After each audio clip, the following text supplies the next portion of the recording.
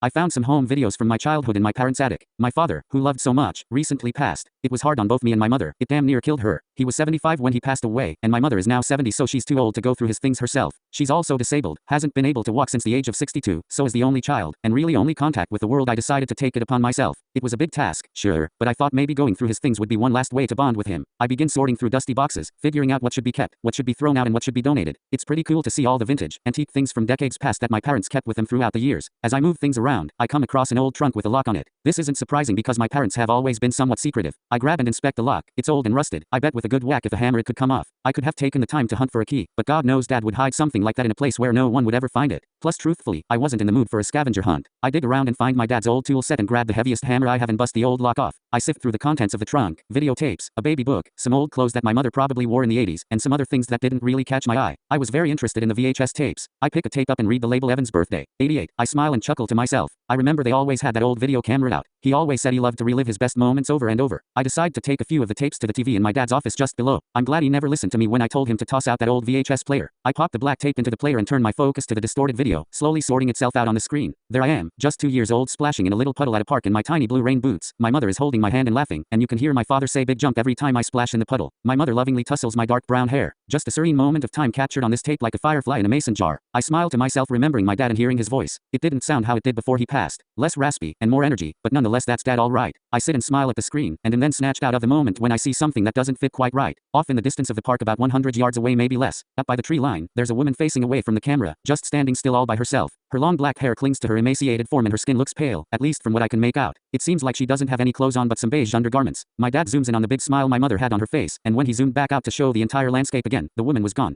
Ooh, what a freak, I mutter to myself as I push the eject button. I look through my options and I next choose the one labeled 4th of July 89. 4th of July was always one of my favorite holidays. I insert the tape and as the image adjusts itself, I'm met with a moments where I almost remember. It's me and my paternal grandma. I'm sitting on her lap, and she's helping me eat some steamed clams. Those were my favorite food on earth at the time I recall. I remember I could eat piles and piles of them. I found it comforting that my dad and grandma got to be together now. I watch as she wiped the stream of melted butter that dripped from my mouth as I chewed, reveling in the bliss of carefree child life. My dad pans the camera around at the party shooting my grandparents' huge yard, the hustle and bustle of the extravagant cookouts they had all summer long, kids running with sparklers, adults talking while eating their grilled meats, and their big glorious home they were always so proud of. The perfect life. My grandparents were the embodiment of perfection. It's probably why my parents strived for it so hard as well. As my dad pans the scenery, I get a sense of dread when the shot passes the sliding glass window. No effing way, I mutter to myself as I lurch forward and slam the rewind button. The scene backs up to the window and I hit pause. She's there again, inside the house this time. The same woman with the black hair, facing away from the camera and leaning against the sliding glass door. She's closer this time, maybe 20 yards or so, standing perfectly still, almost like a statue. The weirdest part is no one acknowledges her. They act as if she's supposed to either and fits right in, or as if she isn't even there at all. Something about this gives me a feeling I can't shake, like a fight or flight. I take the tape out and grab the one closest to me. Easter 91. I put it in and quickly press play as I feel sweat beginning to coat my palms. The scene opens to me in my Sunday best with my candy in a basket, though this time I'm not so interested in reminiscing as I am in looking for this woman. And without fail, there she is. She's right outside the dining room window, still facing away. She's close enough now that I can see she's soaked to the bone, and her arms are bent at an unnatural angle, so that her palms are behind her, pressed against the glass, and her fingers are bent as if she were trying to claw through with her nails. As the scene moves around her, with my mother helping me open a piece of chocolate, and little our family dog running around hoping for scraps, she just stands there, still like a photograph. My breathing quickens and I grab the last of the tapes I grabbed. Christmas 91 it says. I take a deep inhale and carefully put the last tape in. The scene comes up on the screen and it's how I always remembered our Christmases. The tree in the corner of the living room, the slightly dim bit warm lighting of our lamp reflects so beautifully off the ornaments in the wee hours in the morning. I watch as my past self opens presents and holds them up with glee. My mom stands next to me in her fuzzy pink robe, blonde hair still in rollers, holding her coffee and watching my excitement. I sigh a breath of relief not seeing that wretched woman, but just then, my heart skips and my breath gets caught in my throat. There she is. I see her, in the corner just behind the tree, standing there, facing away from the camera again. She's just feet away from me this time. I watch this woman in paralyzing terror, almost completely blocking out the joy of Christmas Day going on around her. I can feel the anger and evil radiating off of her from the video, standing there, unnoticed in a scene where she doesn't belong. Then I notice movement. She's painstakingly slowly turning her head. Just before I get a glimpse of her face, I push the eject button so hard that it nearly knocks the VHS tape off the shelf. I cannot catch my breath and my body is numb. Something about this feels so wrong, terrible, heartbreaking and evil at the same time. When I'm able to feel my legs, I grab the tapes and run back to the attic. I dig through the box some more. There has to be answers in here. Who is that woman? Why is she always around? There a tape, one in particular I feel drawn to. I hesitantly pick it up and take it downstairs. I walk to the VHS player and read the label one last time. Evan's birth. I take a deep breath in and gently place in the video. The scenery before me is my mother holding me as a baby, swaddled and serene. They're at home. I recognize the bathroom from my childhood house. This must be after they brought me back. After a few seconds the tape ends. It must have been watched and not rewinded. I rewind the tape, unable to look at the screen until it's at the beginning. It's time, John, my mother says to the camera with a warm grin as the tape starts. I can't believe it's finally here. Our baby boy is going to come home, he says from behind behind the image. You can hear the giddiness in his soul escape through his words. My mother begins walking upstairs. Her full body comes into view. I'm taken aback by how thin she is. My mother says she hardly showed when she was pregnant with me, but she looks as thin as I always remember her being. As they both get up the stairs, she gives my dad a kiss and he says after you, with a chuckle, and you can see his hand gesture towards the door. She opens it slowly, and nothing could prepare me for the scene ahead. In the bathtub there's a woman. She's sickly pale. Her face is black and blue with bruising and she's undressed except for those beige bra and panties. I can see that her face is the only area with injury, but it looked horrible. Her nose is purple and crooked. From what I can see of her lips beyond the gag they look cracked and swollen. She's quietly groaning in pain. Her arms are underneath her body. They seem stuck there. You can see the water is pink with blood, and worst of all, she's heavily pregnant. It's time, Emily. He's coming, my mother says to the woman. You can see the woman begin to sob as she shakes her head quickly, and you can hear her saying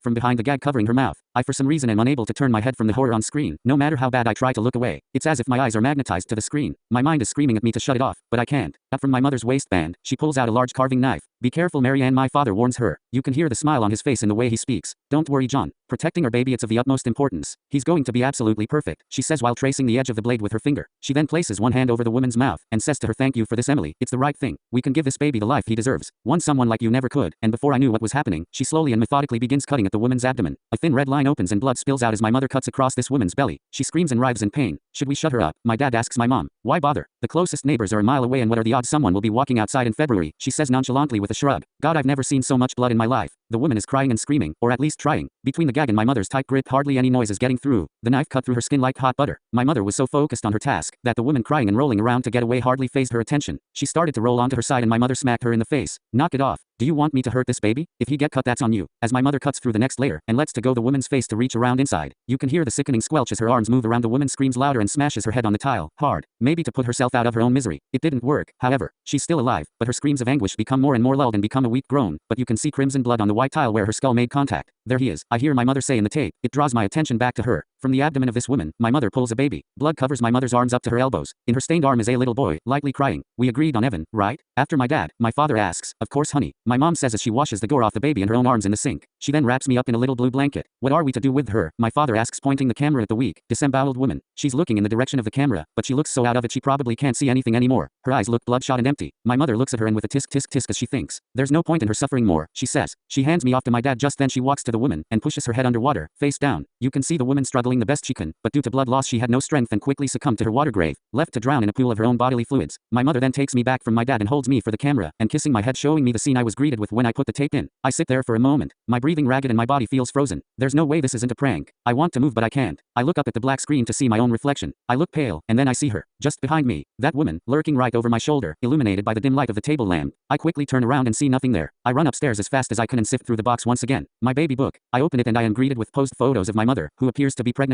and photos of myself as an infant. There's a photo of my mother and several other pregnant women labeled birthing class. I flip the page, a piece of hair from my first haircut, a stamp of my footprint. I turn the page again and was shocked by what I found. Newspaper clippings. Young, expecting, Fresno woman still missing. The headline read, Emily Jean, 19, went missing from Fresno, California in September of last year. She would be 6 months pregnant by now. Was reported to be last seen hitchhiking on the side of the interstate. Her whereabouts are unknown. Her family begs her to call home if she is able and is offering a $25,000 reward for her safe return. Underneath there was a photo of this young woman, and I see my own green eyes looking back at me from her, and the same nose I've always hated. She had my dark brown hair. I remember I thought it was odd because neither of my parents had it. My mother, or the woman whom I thought was my mother, had told me her parents had my color. They passed before I was born, so how would I know? I feel the knot in my stomach tighten and I turn the page. The headline read, body of missing woman Emily Jean, found in local pond. Emily Jean, 19, who had been missing since September, remains have been found this Monday. Her body was heavily. Fresno PD says they have no comments at this time. My heart has never pounded so hard. I can feel sweat dripping from my forehead. Is this woman my mother? Are my parents killers? Do I turn her in? My mind is racing over this situation that feels like a fever dream. It doesn't feel like real life. I feel like my heart could give out at any second. How could my parents be such monsters? My racing mind is interrupted by the quick, heavy thuds of running up the stairs. You weren't supposed to see that, Evan. I hear an old creaky voice from behind me. I turn around, and there is the woman who I had been told is my mother, standing in the doorframe backlit by the hall light. As far as I knew, she couldn't stand, let alone speed run up the stairs. And worst of all, in her hand, she held the carving knife from the old home videos.